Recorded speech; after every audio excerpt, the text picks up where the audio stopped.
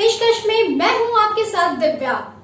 आज हम बात करेंगे भारत के द्वारा चीन पर हुए डिजिटल स्ट्राइक के मुद्दे को लेकर। चीन से सरहद पर तनातनी के बीच भारत सरकार ने चीन के 59 ऐप्स को बैन कर दिया है। इन ऐप्स में लोकप्रिय social platform TikTok, WeChat, Alibaba group का यूसी ब्राउजर भी शामिल है। अब इस पे सवाल ये है कि सरकार ने इसे बैन करने का फैसला तो ले लिया, लेकिन इस फैसले को लेने में आखिर इतनी देरी क्यों? तो चलिए देखते हैं इस पर हमारी एक खास रिपोर्ट। सरकार की ओर से जारी प्रेस रिलीज में कहीं पर भी चीन का जिक्र नहीं है, लेकिन जिन ऐप्स को प्रतिबंधित किया गया है उनमें से कई सारे ऐप्स या तो चीन में बने हैं या उनका स्वामित्व चीनी कंपनियों के पास है। भारत के सूचना एवं प्रसारण मंत्रालय ने अपने बयान में कहा है कि उन्हें कई स्रोतों से इन ऐप्स को लेकर शिकायत मिली थी। एंड्रॉयड और iOS पर ये ऐप्स लोगों के निजी डेटा में भी सेंध लगा रहे थे। इन ऐप्स पर पाबंदी से भारत के मोबाइल और इंटरनेट उपभोक्ता सुरक्षित होंगे। यह भारत की सुरक्षा, अखंडता और संप्रभुता के लिए जरूरी है। सरकार भले ही डेटा सुरक्षा या उपभोक्ताओं के हित की बात करे, लेकिन सभी यही कह रहे हैं कि सरकार ने ये फैसला भारत चीन के बीच मौजूदा सीमा विवाद के मद्देनजर लिया है। सोशल मीडिया पर चीन के सामान का बहिष्कार करने के कैंपेन चलाए जा रहे हैं। सरकार पर भी दबाव बढ़ रहा था। भारत अब चीन के साथ आर्थिक संबंधों की समीक्षा कर रहा है और इस बैन को इसी समीक्षा से जोड़कर देखा जा रहा है।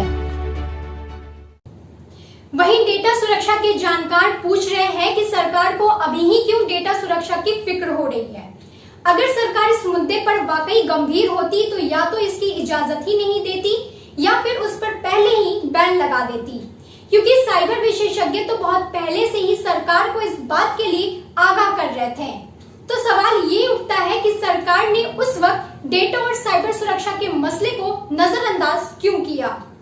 भारत के इलेक्ट्रॉनिक और सूचना प्रौद्योगिकी मंत्रालय के एक विभाग ने 2018 में एक रिपोर्ट तैयार की थी। इस रिपोर्ट में बताया गया था कि भारत को साइबर सुरक्षा में सबसे ज्यादा खतरा चीन से है। भारत में 35% साइबर हमले चीन ने ही किए हैं। ये report national security council secretariat और बाकी सुरक्षा एजेंसियों को भेजी गई थी। मीडिया रिपोर्ट्स के मुताबिक इस साल भी खुफिया एजेंसियां चीनी ऐप्स को लेकर भारत सरकार को आगाह कर रही थी। अमेरिका की आर्मी ने भी सरकारी मोबाइल्स पर टिकटॉक बैन कर रखा है और इसके पीछे की वजह साइबर सुरक्षा ही बताई गई है। वहीं भारत सरकार कह रही है कि उन्हें इन ऐप्स को लेकर शिकायत मिली थी और ये ऐप्स यूजर्स का डेटा ले रहे थे। लेकिन 20 मार्च को ही टिकटॉक को लेकर लोकसभा में एक सवाल के जवाब में गृह मंत्रालय ने बताया कि उन्हें अमेरिका से भी टिकटॉक के नेगेटिव प्रभाव को लेकर कोई जानकारी नहीं मिली है। जवाब में ये भी बताया गया कि सरकार की जानकारी में ऐसा कोई इनपुट नहीं है कि टिकटॉक से कोई काउंटर इंटेलिजेंस का खतरा है। अमेरिका ने भी चीन की मोबाइल कंपनी हुआवे को बैन किया हुआ है। 28 जनवरी 2019 को अमेरिका के डिपार्टमेंट ऑफ जस्टिस ने हुआवे पर बैंक फ्रॉड और ट्रेड सीक्रेट चुराने का आरोप लगाया था। रॉयटर्स समाचार एजेंसी की 9 सितंबर 2019 की खबर के मुताबिक ऑस्ट्रेलिया के सरकारी अधिकारियों ने भी भारत को सलाह दी थी कि वो हुआवे को बैन करें, लेकिन भारत सरकार ने 5G नेटवर्क के ट्रायल के लिए हुआवे को इजाजत दे दी थी। अब भारत सरकार ने सरकारी टेलीकॉम से कहा है कि वो हुआवे के उपकरणों का इस्तेमाल न करें। डेटा और साइबर सुरक्षा के कई पहलू हैं। रॉयटर्स की एक खबर के मुताबिक 2018 में फेसबुक ने माना था कि वो यूजर्स का डेटा 4 चीनी कंपनियों के साथ साझा करता है, जिसमें हुआवे, लेनोवो और ओप्पो शामिल हैं। साइबर खतरों पर काम करने वाली एजेंसी साइफर्मा की 24 जून की रिपोर्ट बताती है कि पिछले कई दिनों में भारत की साइबर सुरक्षा पर खतरा बढ़ गया है। चीन के हैकर ग्रुप्स भारत के बड़े संस्थानों को टारगेट कर रहे हैं।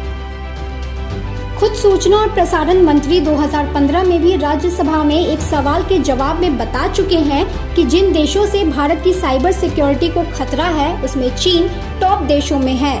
तो चीन से साइबर अटैक और डेटा चोरी का खतरा कोई नई बात नहीं है।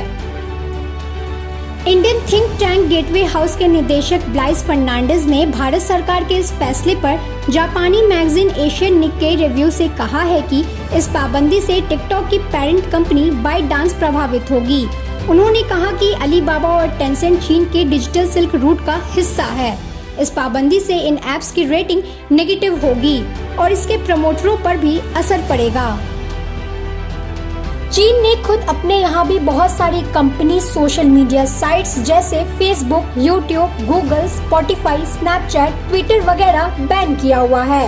चीन ने बहुत सारी जानी मानी ग्लोबल न्यूज एजेंसियों को भी सेंसर किया है। इसमें कोई शक नहीं है कि सरकार के डिजिटल स्ट्राइक के फैसले से चीन को नुकसान हुआ है, लेकिन क्या वो नुकसान चीन को सबक सिखाने के लिए काफी होंगे, ये देखने की बात होगी। अभी के लिए बस इतना ही। देश और दुनिया की बाकी खबरों के लिए जुड़े रहिए हमारे साथ।